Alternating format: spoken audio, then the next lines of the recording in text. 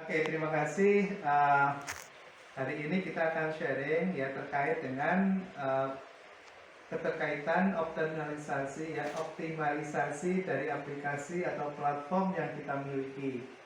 Jadi di dalam aplikasi itu ada 4 media yang sudah tersedia, yaitu media diklat online, ya diklat pendidikan dan pelatihan secara online yang difasilitasi menggunakan platform kita, platform Coupling. Kemudian juga ada bidang yang kedua, yaitu bidang usaha, di mana kita punya dua media. Kita bisa menjadi penjual atau kita sebut sebagai toko online gitu ya, artinya pengurus anggota yang menginginkan untuk menjual produknya secara online itu bisa melalui platform aplikasi Coupling ini gitu ya. Kemudian yang kedua, antar anggota sendiri juga bisa melakukan transaksi melalui iklan advertising yang ada di dalam platform, sehingga di situ anggota bisa menjual produk-produknya di dalam platform dan kemudian bisa dibeli juga oleh anggota yang lain. Kemudian yang ketiga, di dalam Coupling ini juga tersedia media untuk database keanggotaan.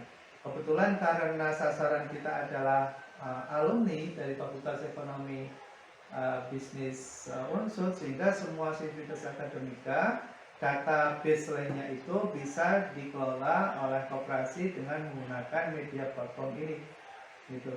Dan kemudian yang keempat adalah pengembangan IT.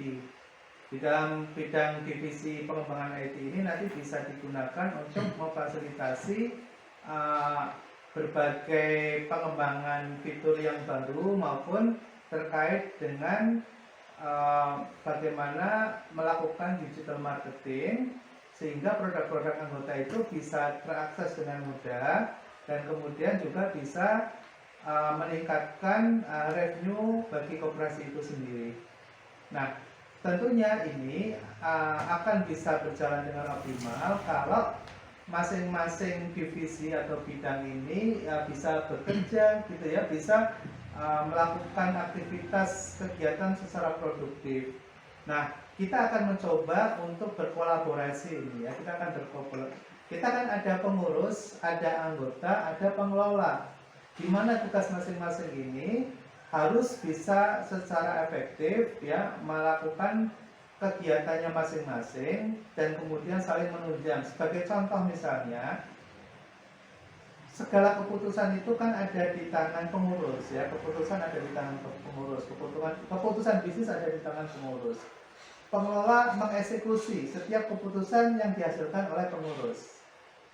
Ya, nah anggota adalah pemanfaat user, ya dia anggota adalah pemanfaat dari semua produk-produk yang ada di dalam aplikasi ini. Nah, bagaimana mekanismenya itu bisa berjalan? Terkait dengan ide, terkait dengan gagasan produk yang berupa barang atau jasa bisa muncul dari mana saja. Bisa muncul dari anggota, bisa muncul dari pengelola, bisa muncul juga dari pengurus. Tapi yang penting adalah ketika bicara tentang pengambilan keputusan, itu harus dilakukan oleh pengurus.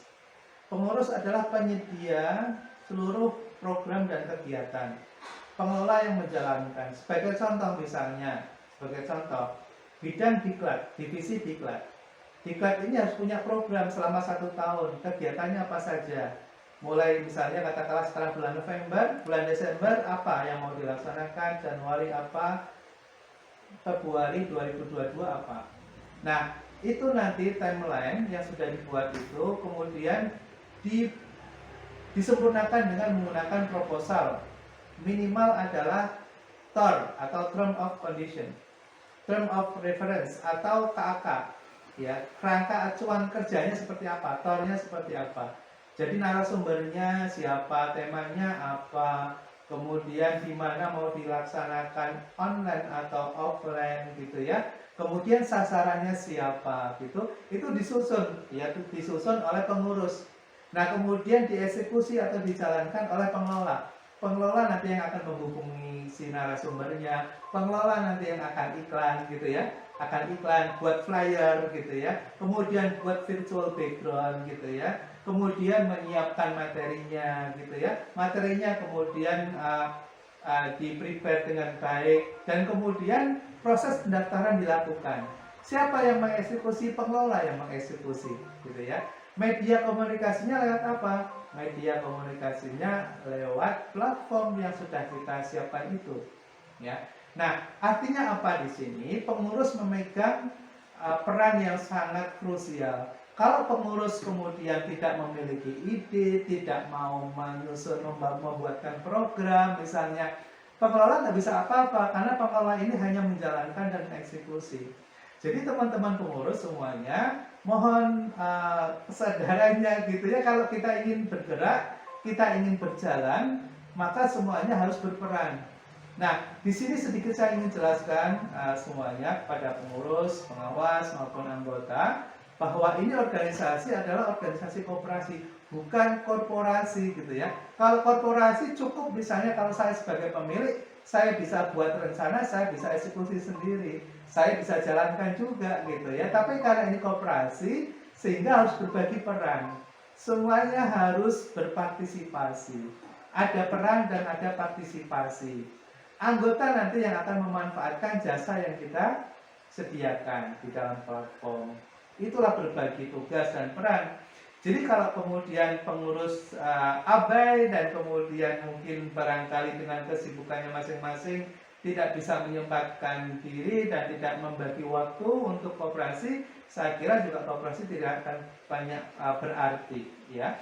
Jadi kalau kita mau bicara tentang optimalisasi dari platform yang kita bangun, maka semua unsur organ di dalam koperasi harus bergerak dan memberikan kontribusi. Baru koperasi kita akan bisa berjalan.